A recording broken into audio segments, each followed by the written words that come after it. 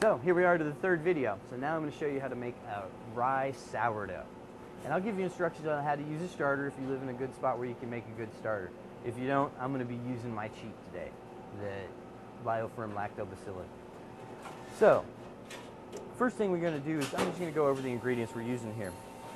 When you work with whole grains in bread dough, they have a tendency to cut the gluten.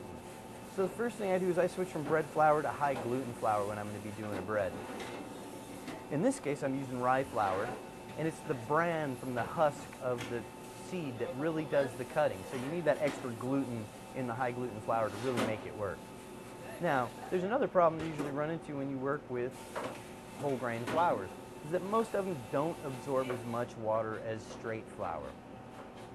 It's the exact opposite thing with rye flour. That's why so many people have a hard time working with it. You actually need to increase your hydration. Most pizza doughs are 50 to 55%. This pizza dough is at nearly 60% hydration, which is pretty high for a pizza dough, but it just has to be that way. So we've got bread flour here, high gluten flour. We also have our rye flour, some caraway seeds, which are traditional in all our rye bread, the yeast, and some of the bacterial culture. So what we're going to do is we're going to mix the yeast and the bacterial culture with all of the water. This is at 55% right now. You may have to adjust it up depending on your flour. So we're going to mix that in with all of the water, and then we're going to let that sit until it doubles in volume. And once again, here I have another example of it. It's fallen a little bit, but when I started, I used this piece of tape to make the mark. Now it's risen up, and it's gotten all nice and exactly the way you want it for your dough to get started. So now, we're just going to add all these things to this mixer, and we're going to start mixing it. You want to save your salt out until after you've fully mixed everything. What you do is you wait on the salt so that you can use it as an abrasive to scrape the sides of the bowl and clean it up to make sure all the ingredients get into the dough. Then we're going to increase the speed to medium, and we're going to need this for 15 to 20 minutes. Now we're to take up, we add the salt. And we only do this in a stand mixer. The reason is it scrapes the bowl clean, and it also tells you when the dough is mixed because you stop hearing the scraping. So then there's a little chef method. Flour away. And let's just do this real quick so you can kind of see the smoothness of the dough. That's perfect. Yeah, it is. Okay. And then put the dough in, press it out.